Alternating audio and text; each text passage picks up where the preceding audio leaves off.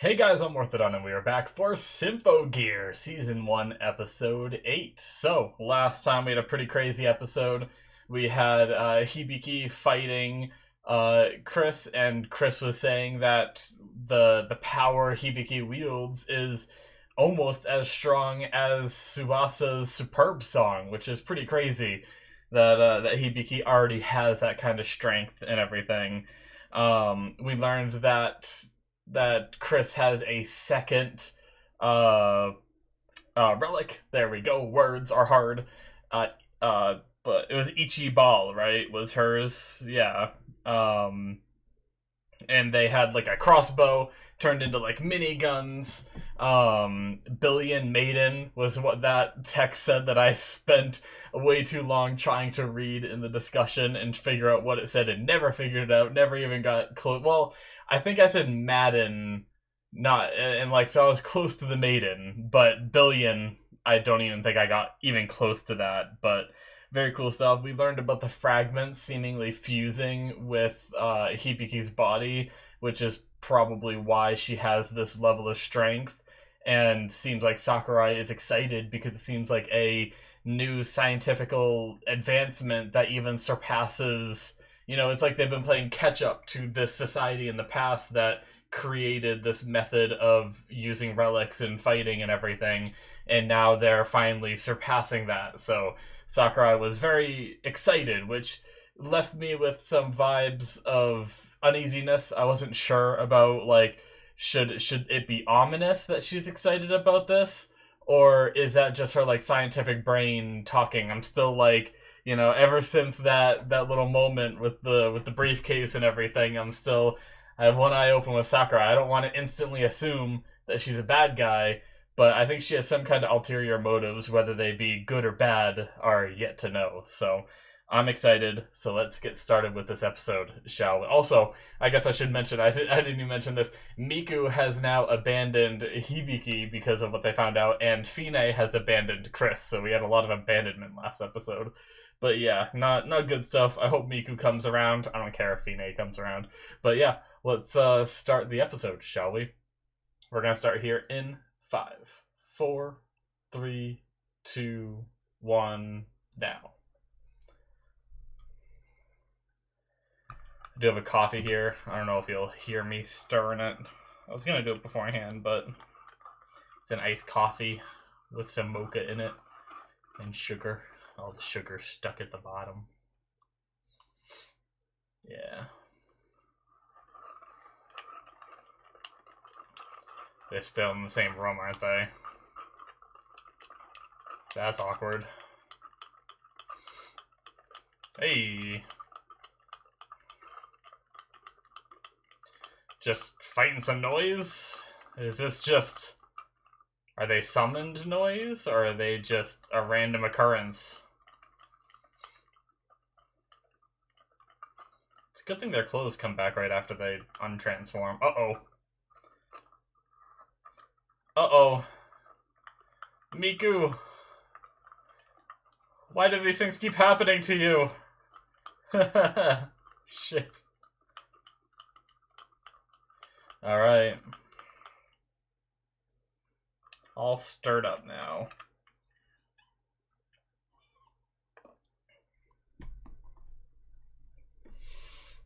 Damn it, Miku.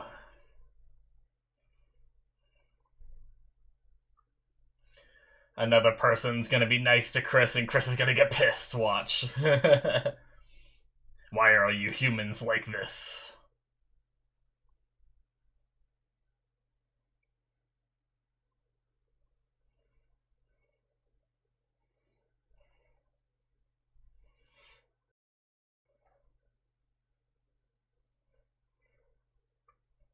I just realized we got a glimpse of Chris's armor in the opening. I usually try not to analyze the details too much in openings, because I know, like, if you think about them too much sometimes, you can spoil yourself, so a lot of the times I watch, but I try not to, like, be like, oh yes, that's the exact armor she's using, let's draw comparisons, and, oh, that wasn't the same, so she must have more armor.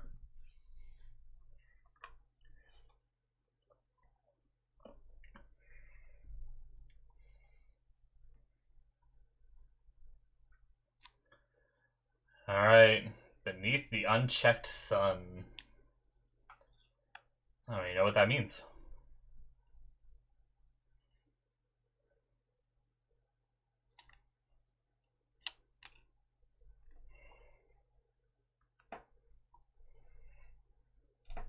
Aha.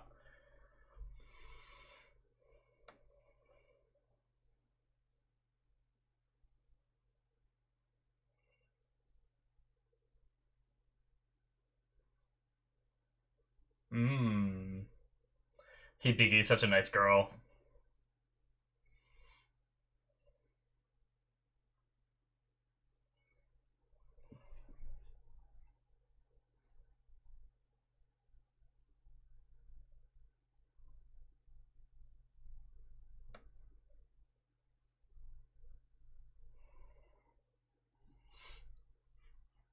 Oh.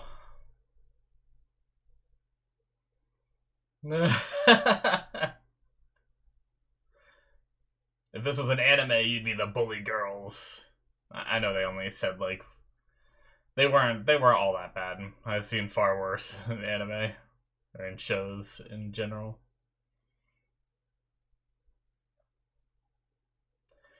Took her in.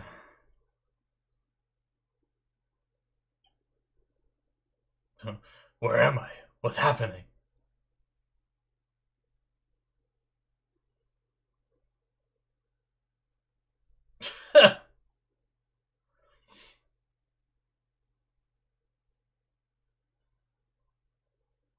Oh my god. The hand placement.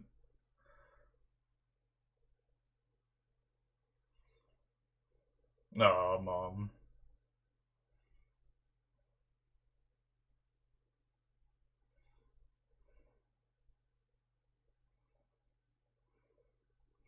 Learn what having a family is like. Something she probably hasn't experienced in a while.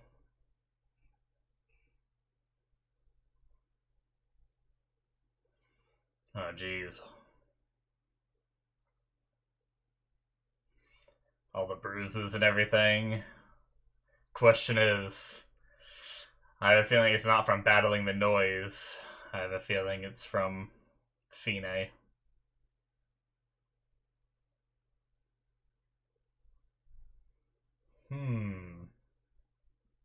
Interesting way to look at it.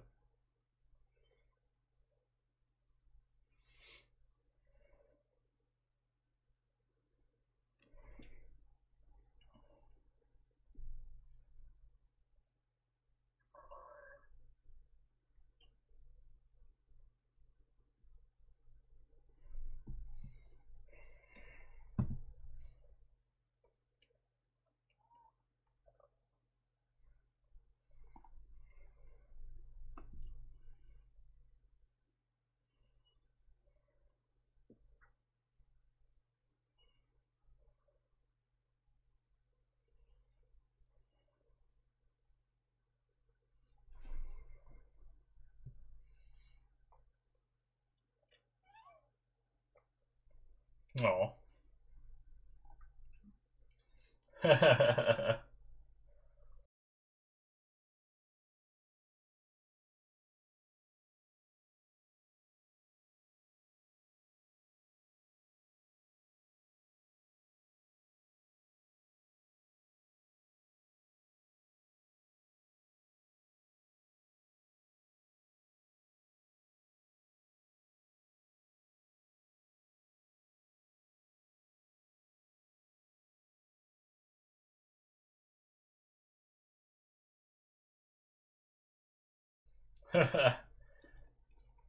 I was just literally just thinking with that description, it's very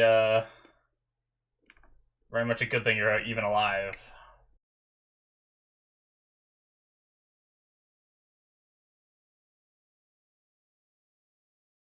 Yeah. Sorry, I had some ice cubes I wanted to put in my iced coffee, but I was waiting till I drank enough of it. So, if you guys are wondering what I'm fiddling with my arms, that a little bit off screen. Boop.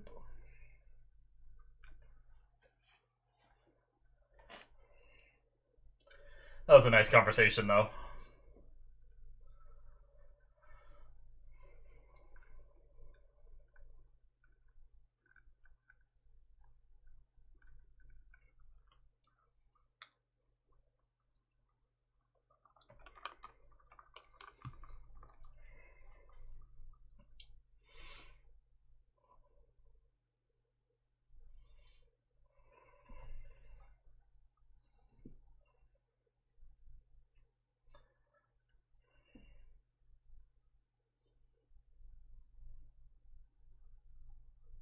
Damn.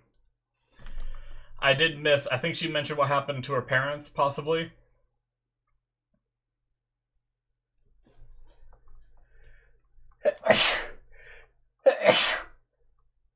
Excuse me. But I missed that line. I apologize. I'll go back right after the episode's over. You know, like, missed the line and then read, like, I've been, like, alone ever since or whatever. I was like, oh, shit. Oh, God. What is wrong with me? Sorry, guys. Excuse me.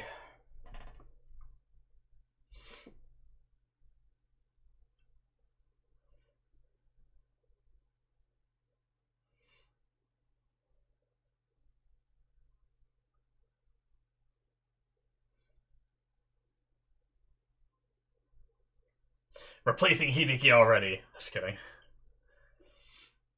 It's gonna be really awkward when Miku introduces Chris to Hibiki. Uh-oh.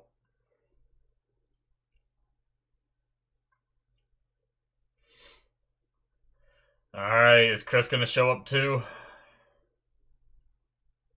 Is Miku gonna find out that Chris is one of these people too?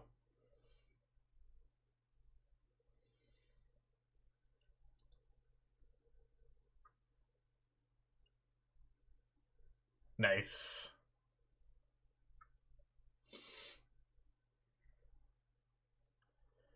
Alright.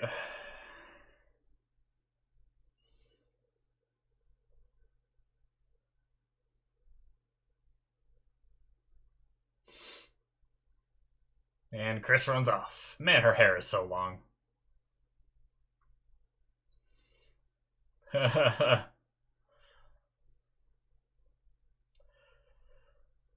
Alright. Does Miku go after her and see her transform, maybe?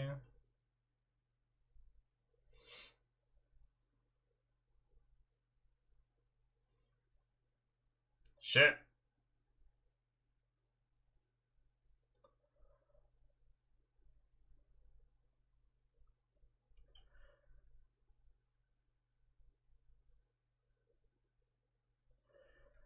What is she blaming herself for? Interesting. She's acting like this noise attack is part of her fault too, so I'm just kind of curious.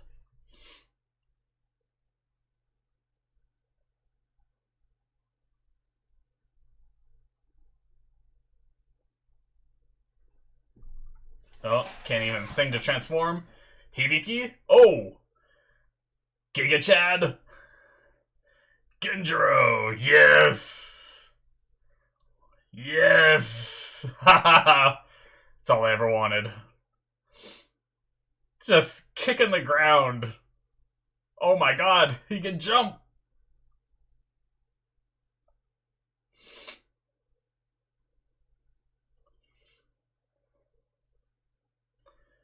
Alright, here we go.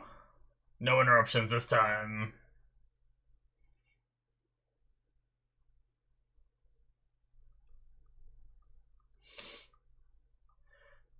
Time for some Ichibalin.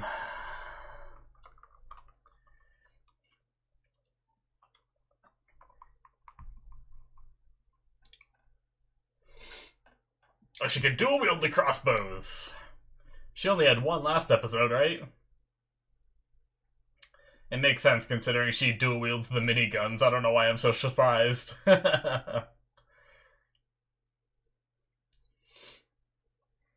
Yep, there it is. Billion Maiden. I know what it says now. Thank you to those of you in the comments who let me know.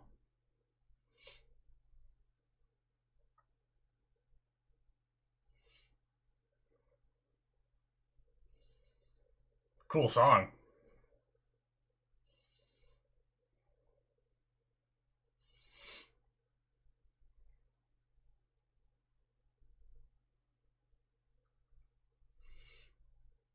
Makes sense that Chris's song would be like a little bit more aggressive. Oh, kitty!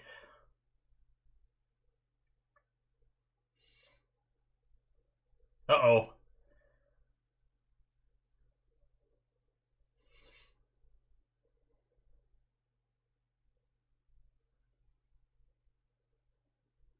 Oh shit! Nice flippy. Ugh, it's an octopus. Oh shit! Miku, what are you doing here?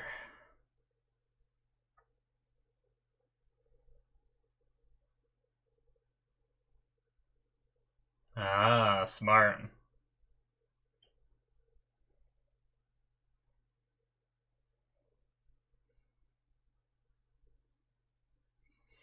Oh, that's not her mom, that's the... Okay. My bad, guys. That's the lady from Flower that helped her then, not her mom, seemingly.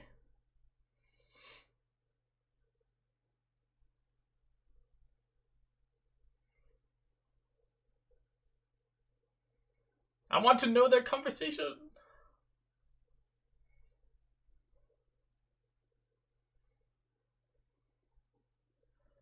Uh-oh.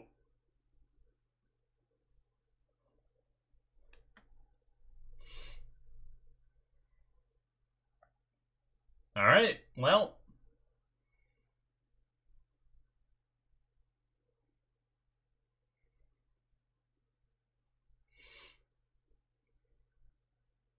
That was fast.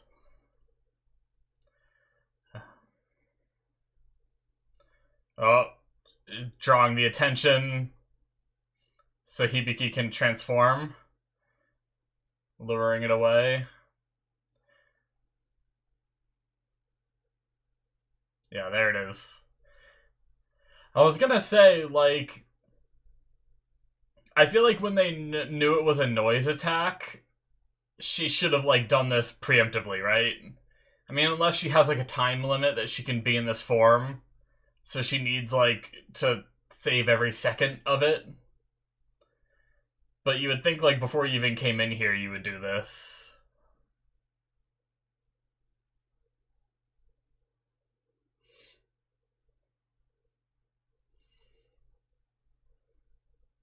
I gotta go fight! What do you think?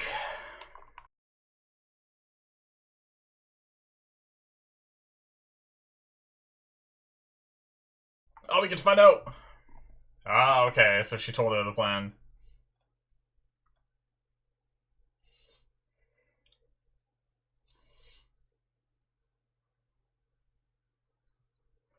Alright.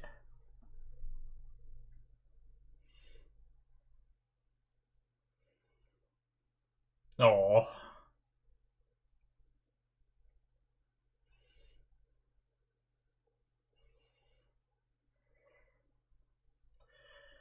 Alright, let's save this girl. She couldn't have got that far, right?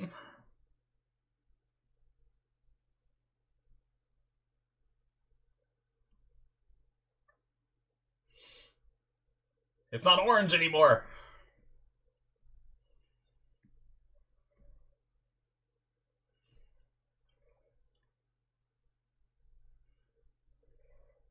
Maybe it was the lighting in that indoors room that made it look orange. Who knows with these noise things, so they're funky colors. Oh. We know that scream.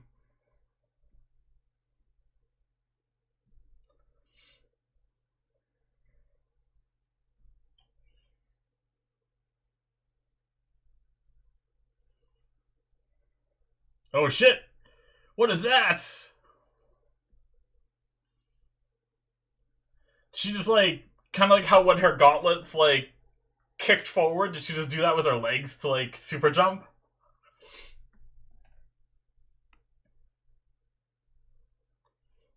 No, this is not the end. You're about to get kicked in the face, Octo bitch. Oh no! Off the edge! Okay, nope, you're gonna get super punched. Damn! That was cool. Ah, boosted herself in the air with it. That was awesome.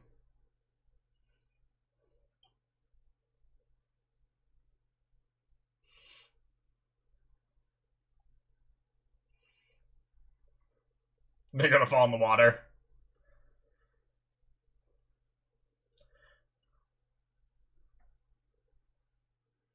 Jeez, she's already out of it, huh? I guess she used a lot of energy just to boost all the way over here, right? And I guess there's no immediate threat, so maybe that's why she poofed the armor away.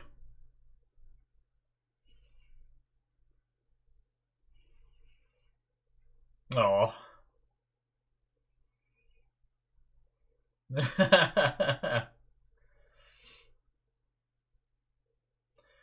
Yeah, you did some crazy shit.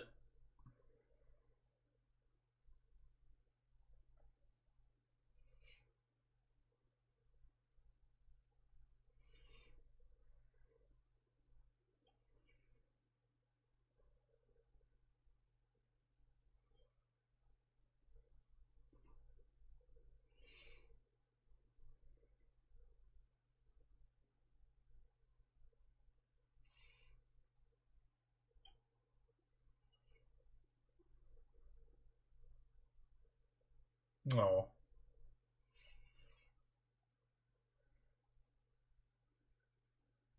Uh-oh. Oh. I thought that was a little bit of vomit coming up. I was like, that looked like I'm about to throw up face.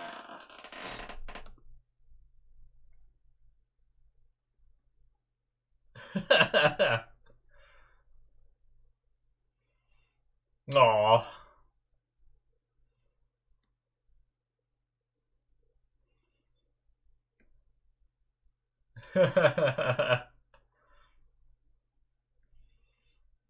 Nice little picture.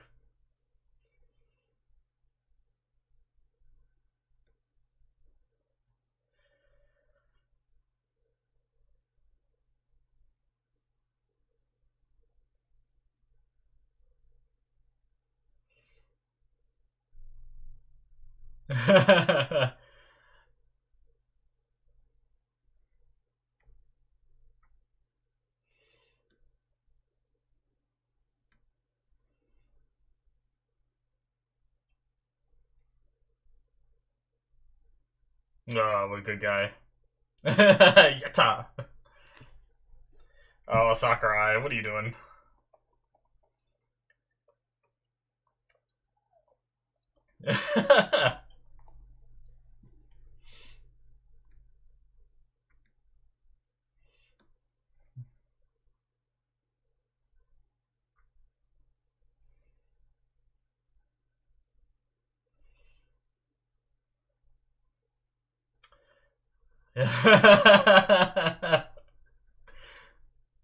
Just all of a sudden.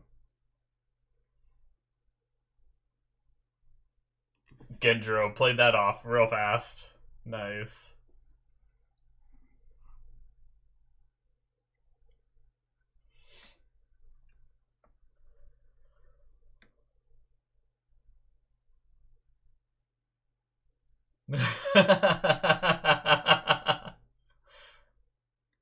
Aw. They already framed it? All these anime characters always having frames laying around. I never have frames laying around. I'm always like, I like this picture. Let alone I gotta print it out. And then I also need to have a frame on hand. I never have a frame on hand. Always gotta go buy one.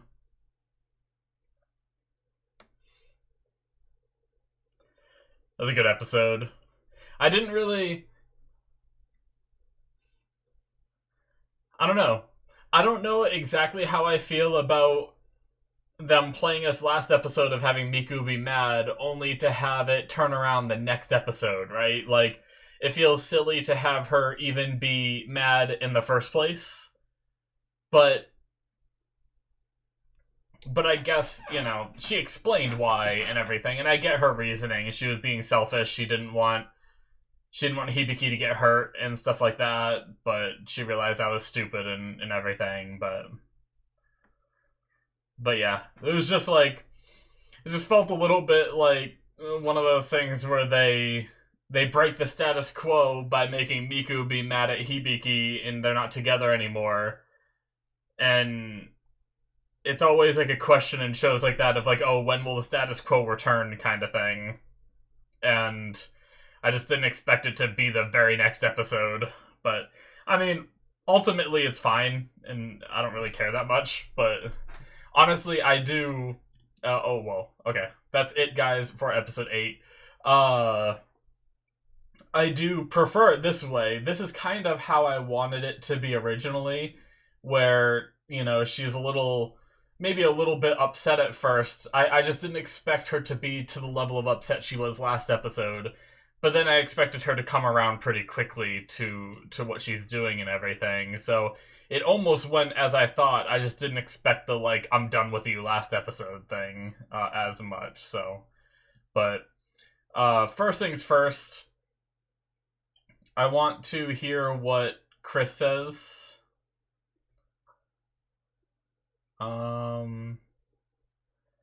Where was that? That was after the Tsubasa and Hibiki conversation, right? I believe. And then they go into this yeah, here we go.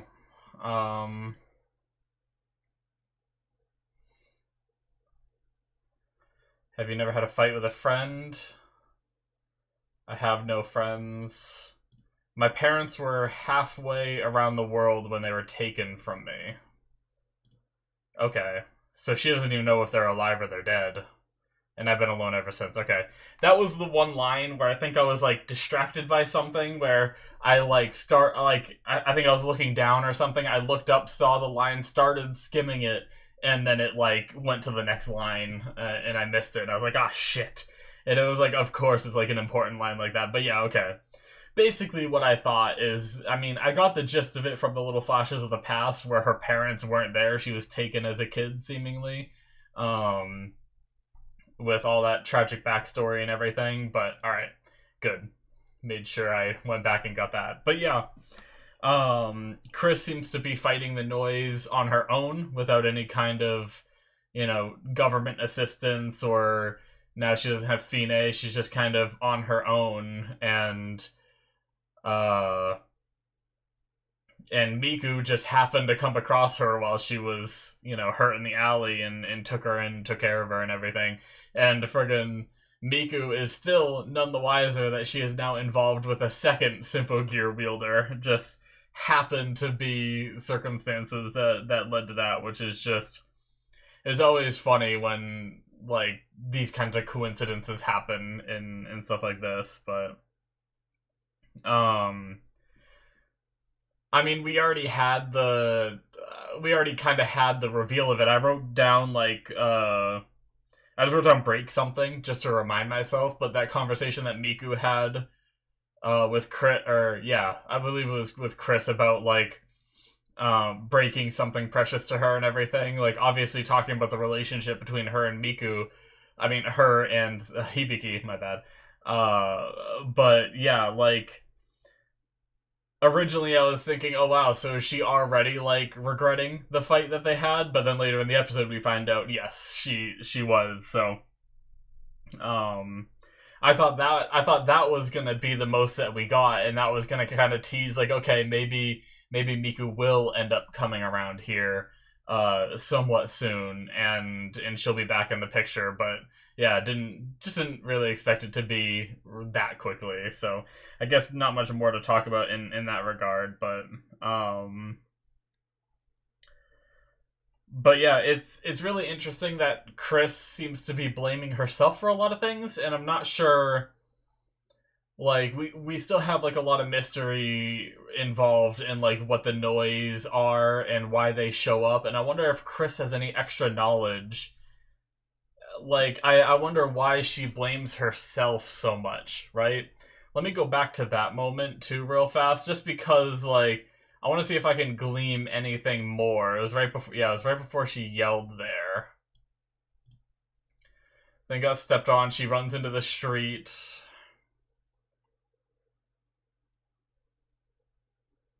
It's my fault that so many people.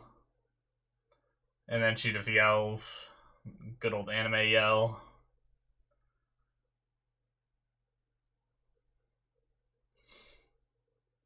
I didn't want it to end like this. But every time I try, every single damn time.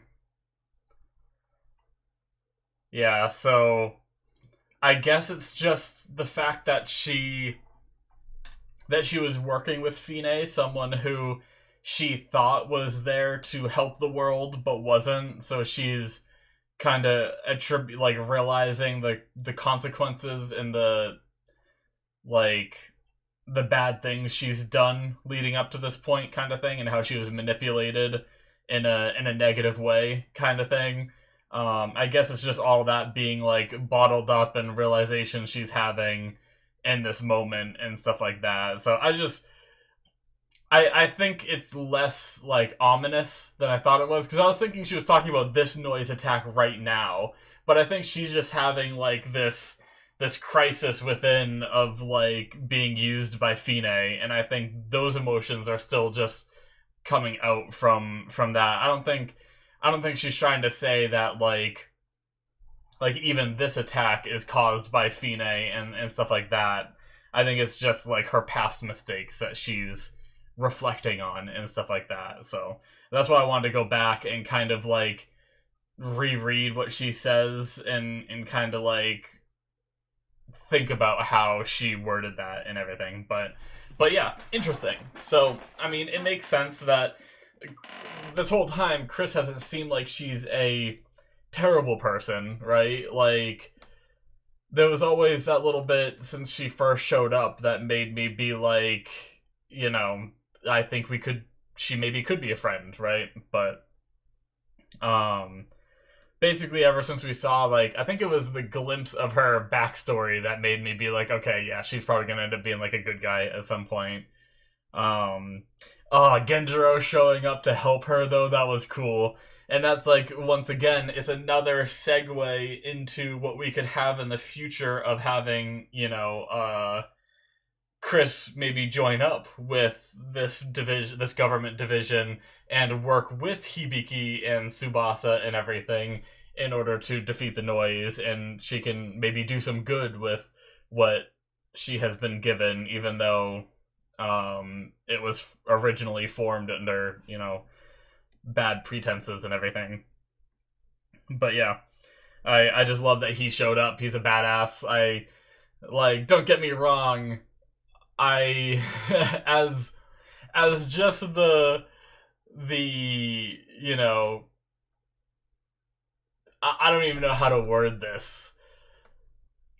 Like the man part of me is just like seeing this guy just show up with his like fists and just like mess shit up was just like really cool to me. Like these girls running around like singing and hitting things is cool, and I love the way that Hibiki fights and everything. But there's something about whenever Genjiro shows up, it's just like, oh, I love it. But yeah, Miku having the bravery to use herself as a distraction, so that way Hibiki can save the flower shop girl, and that was my bad for mixing up the flower shop lady was the one that was with Miku and Chris, right? That was my bad for mixing it up with her parents. I think Miku's mom has like the same dark hair, and we just haven't seen them enough for me to like that was just my bad. I just assumed that Miku would take her to her parents rather than take her to this random flower shop owner kind of thing. So that's why I just went with that assumption. But yeah.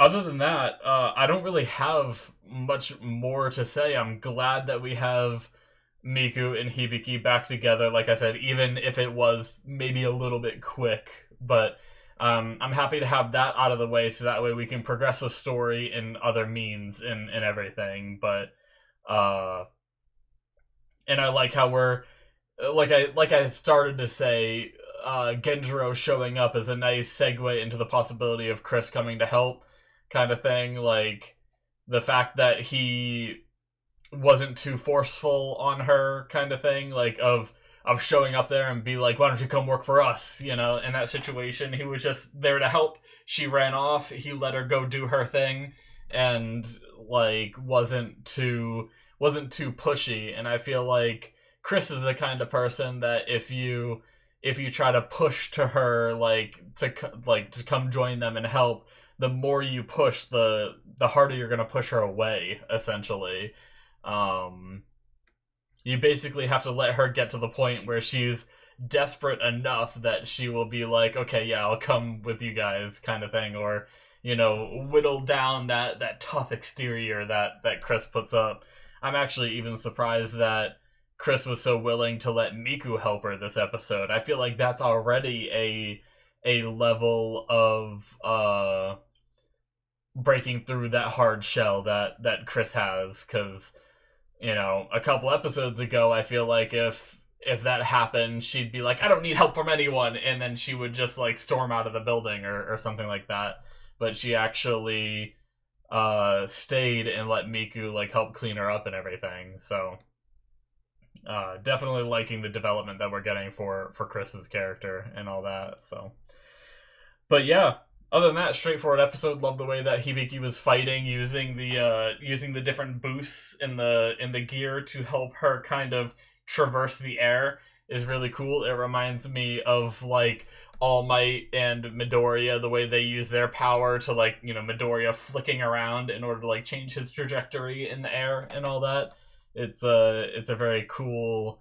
It's always very cool to see stuff like that. And something new we saw was her using like the legs, which seems to be the same effect to the arms, with that thing that kicks back and then pounds forward for an extra boost. Seems like she was doing that with her legs too, or her feet or whatever. So very cool, very much enjoyable. But yeah, I do think that maybe it was a little silly of Hibiki to go into that situation like looking to help people but not being transformed. I guess the only thing I can think of is she wasn't transformed because of the complications that it brings to the people that see them. And maybe she wanted to help the people without them having to see her Symphogear and have their, freedoms signed away. Or not freedoms, but, their freedom of speech limited and all those shenanigans that happen when someone sees them. Maybe that's why she ran into that building without having her gear on. But I feel like that situation would have never got to that point if Hibiki ran into that building with her equipment on. She could have just jumped up and punched that thing, right? Rather than having to have Miku run away and risk her friend's life in order to lure it away and all that. So I guess I kind of came up with an excuse for why Hibiki did it, but I still think it was a bit silly when I feel like when there's noise around, you should already be transformed, so that way you don't have to worry about transforming in the moment. But it is what it is. But good episode, guys. I think that's going to be it from me. Hit that subscribe button if you enjoyed. Check out my Patreon if you want to see more from me. Link in the description below, as usual, or link should be popping up on the screen. Thank you guys for all of you that already do support me. I very much appreciate it, and I hope this content you find enjoyable and everything. So check it all out if you're not already a patron and all that, and I very much appreciate it, and I'll see you guys in my future reactions. Bye-bye.